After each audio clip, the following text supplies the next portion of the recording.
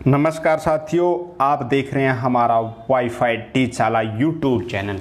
और इस वीडियो में आज मैं आपको बताने जा रहा हूं बिहार डाटा एंट्री ऑपरेटर यानी या प्रोग्रामर कोई भी हो, या जूनियर प्रोग्रामर या स्टेनोग्राफर, सबके लिए जो बेल्ट्रॉन का जो ज्वाइनिंग लेटर होता है कैसा होता है। पहले भी काफ़ी सारी वीडियो में बना चुका हूँ, अभी हमारे पास था तो मैंने इसको बना दिया। आप देख सकते हैं Bihar state electronics development corporation limited Bihar, ये लिखा गया प्रशासनिक पदाधिकारी ब्राडा बिहार, यहाँ पे लिखा गया। इसमें विषय देखिए क्या लिखा है, सर्विस प्रोवाइडर के माध्यम से नियत पारिश्रमिक पर डाटा एंट्री ऑपरेटर की सेवा सुविधा पर उपलब्ध कराए जाने के संबंध में। ठीक है, data entry operator service provider के माध्यम से। यहाँ पे देखिए उपयुक्त विषयक आपके पत्र क्रमांक जो भी है 2019 का लेटर आपको पता होगा, नवंबर में यानी कल लास्ट का है। आलोक में निर्देशानुसार निम्नांकित पांच डाटा एंट्री ऑपरेटर है जो सर्विस प्रोवाइडर इनके मैसेज उर्मिला इन्फोटेक सॉल्यूशन के माध्यम से नियत पारिश्रमिक पर कार्य किए जाने हेतु उपलब्ध कराई जा रही है। इनकी प्रतिनियुक्ति निम्न शर्तों के आलोक में किया जाता है। इनकी जो नियुक्ति है, ये 5 कैंडिडेट यहाँ पे नाम ही दिया होगा, जनरल, SC BC जो भी है, देखिए सब अलग अलग कैटेगरी से यहाँ पे दर्शाए गए हैं। इनकी जो सेवा शर्तें आपको कान खोल कर सुन लेना है। सेवा शर्तों में थोड़ा बहुत बदलाव हो सकता है अब की बार, लेकिन सेम लगभग सेम रहेगी। और यहाँ पे देखिए सेवा शर्तें, ये शर्तें आपको पूरी करनी होगी और ये शर्तें आपके मान्य होगी। पहली शर्त है, यह स्पष्ट किया जाता है कि उक्त डाटा एंट्री ऑपरेटर निगम यानी कि बेल्ट्रॉन के कर्मी नहीं है और न ही ये कर्मी सरकारी कर्मी हैं। साफ साफ देखिए, साफ साफ कहा कि ये बेल्ट्रॉन के कर्मी नहीं है, क्योंकि इन्होंने उर्मिला को दिया है। इन कर्मियों का संबंध चयनित सर्विस प्रोवाइडर से है और इनकी EPF, ESI आदि वैधानिक कटौतियों तथा सभी प्रभावी वैधानिक प्रावधानों की अनुपालना की जिम्मेदारी सर्विस प्रोवाइडर की, यानी कि उर्मिला इन्फोटेक इनका सब कार्य हैंडल करेगा।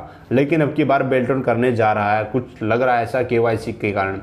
नंबर 2, उक्त कर्मियों के आचरण एवं कर्तव्य निष्ठा के अनुसरण की जिम्मेदारी अधियाची कार्यालय की होगी, यानी कि विभाग की होगी। किसी प्रकार के दुराचरण यानी कर्तव्यहीनता, असमता आदि की स्थिति में इन्हें किसी भी समय कार्य मुक्त किया जाता है।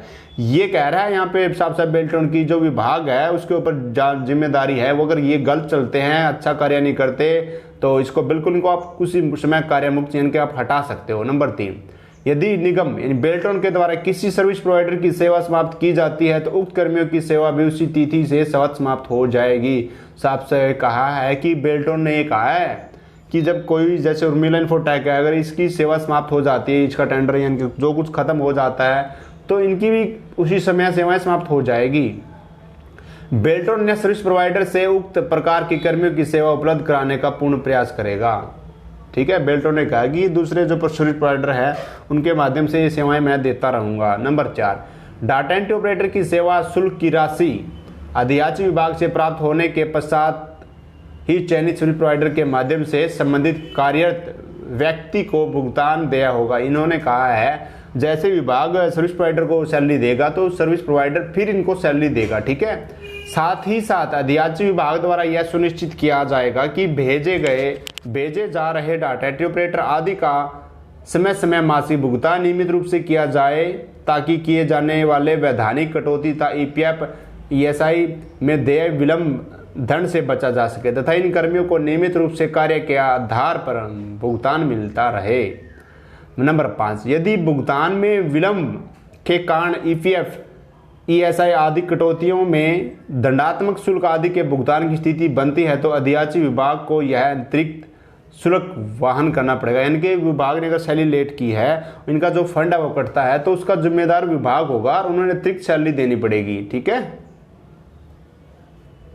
सेकंड पेज पर आ जाते हैं। नंबर 6, उपयुक्त डाटा एंट्री ऑपरेटरों के लिए अधिशासी विभाग कार्यालय द्वारा देय राशि में GST जो 1/7/2017 से प्रभाव से SGST 1923 रुपये, CGST 1923 तथा यथा कुल GST 3,846 रुपये सहित विपत्र की कुल राशि प्रतिमाह 25,209 होने के पश्चात एवं वैधानिक कटौती EPF ESI सेवा शुल्क एवं सेवा कर की राशि 7,965 यानी कि 7,965 रुपये की कटौती के उपरांत शेष राशि कुल 17,244 मात्र डाटा एंट्री ऑपरेटर को भुगतान होगी। यानी कि जो 17,244 रुपये आपको राशि मिलेगी, ये सैलरी आपकी कट पीट के जो आपको सैलरी मिलेगी 17,244 रुपये, और टोटल सैलरी क्या है 25,209। यानी कि आपको कितना बड़ा घाटा यहाँ पे हो रहा है।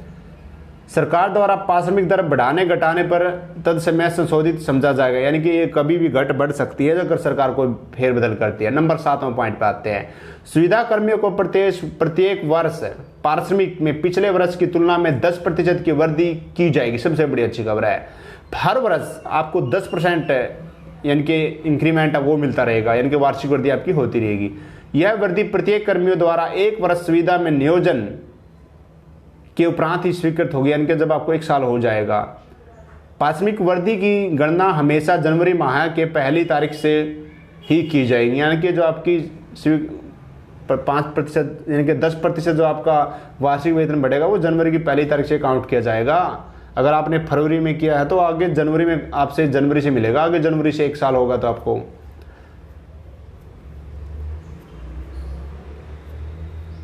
साफ सुफ लिखा गया। देखिए, गणना हमेशा जनवरी माह की पहली तारीख को ही की जाएगी, चाहे लाभार्थी जनवरी माह की किसी भी तारीख को योगदान किया हो। ठीक है ना।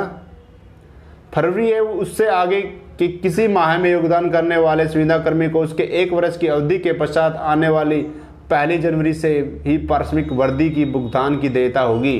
पारिश्रमिक वृद्धि का व्यय वहन अधिशासी विभाग कार्यालय द्वारा ही किया जाएगा।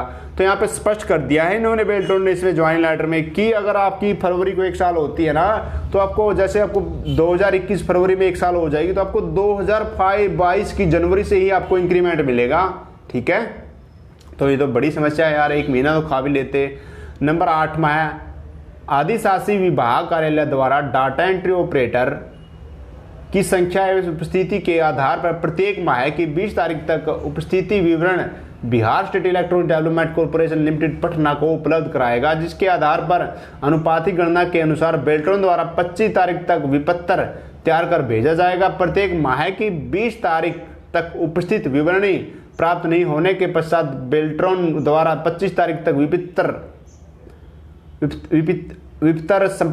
संप्रेषित कर दिया जाएगा एवं उपस्थित दिनों का समायोजन अगले माह के विपत्र से कर लिया जाएगा। विपत्र प्रस्तुत करने पर प्रतिवर्ती माह के प्रथम सप्ताह में अधिशासी विभाग कार्यालय द्वारा भुगतान राशि का भुगतान बेल्ट्रॉन को कर दिया जाएगा।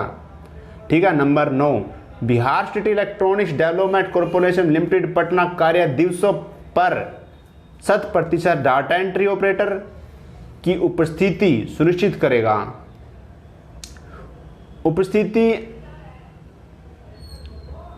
एनजी पर अधिशास्त्री विभाग कार्यालय के प्राधिकृत अधिकारी का प्रति हस्ताक्षर एवं प्रतिवेदन ही उपस्थिति का साक्ष्य होगा। यानी कि Bihar state electronic development corporation limited Patna कार्य दिवसों पर 100% डाटा एंट्री ऑपरेटर की उपस्थिति सुनिश्चित करेगा। यानी कि जो बेल्ट्रॉन के जो कार्य दिवस है, वर्किंग डे हैं, उस दिनों में कोई भी विभाग उनको उनकी जो हाजिरी रिपोर्ट है वो भेजेगा, और उस पर जो प्रतिहस्ताक्षरी यानी कि जो अधिकारी होता है उस विभाग का, उसके साइन होना बहुत जरूरी है। उसके बिना ये मान्य नहीं करेंगे।